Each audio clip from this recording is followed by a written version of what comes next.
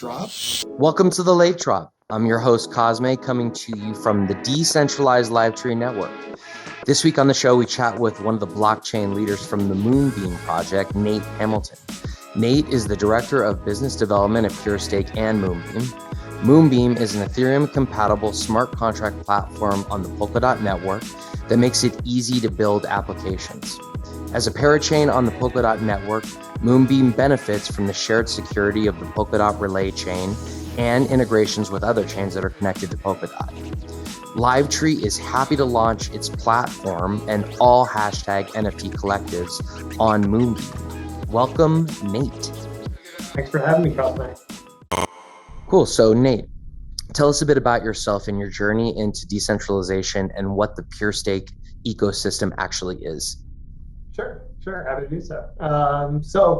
I started getting into crypto back in 2018 timeframe, and met some old founders that I'd worked with in the past who were getting in as well, encouraged me to get into crypto. And mid 2019, joined as one of the somewhat original employees of PureStake. Started to build, and our founder Derek, kind of came up with the idea of providing this Ethereum compatible smart contract platform for Polkadot, and off we went. We're excited to kind of build an ecosystem of collaboration and kind of openness where folks can work together, can feel like they can build some cool new things, and Amazing.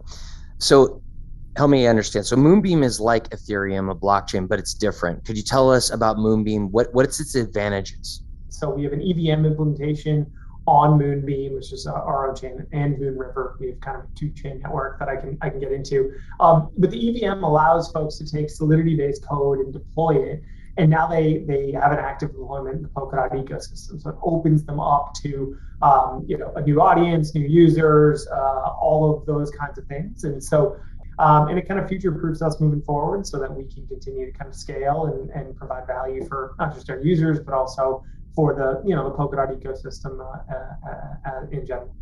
Cool. And you mentioned Moonriver, which is the Canary blockchain part of Moonbeam, right? So what the heck is Canary, and what is Canary blockchain, and why would you recommend our users choose to mint their collectives on Moonriver over Moonbeam?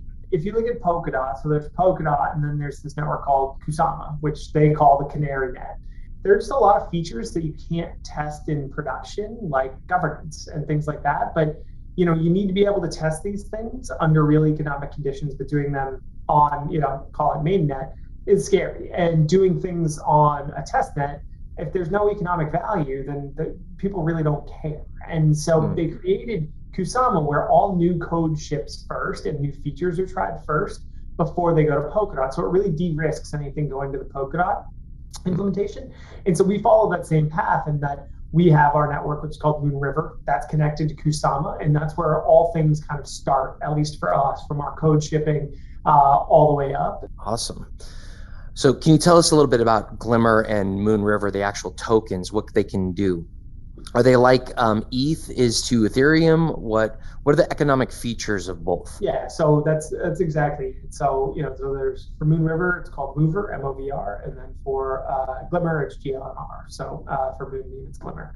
And the way that they are structured, they function similar to ETH, where they are there to basically power the network, and so power transactions on the network and things along those lines. But on top of that, there's also staking. There's also on-chain governance, which is pretty cool and unique in that you can vote directly on-chain based on the tokens that you might have. So those are the kinds of use cases that you can basically facilitate today with both tokens.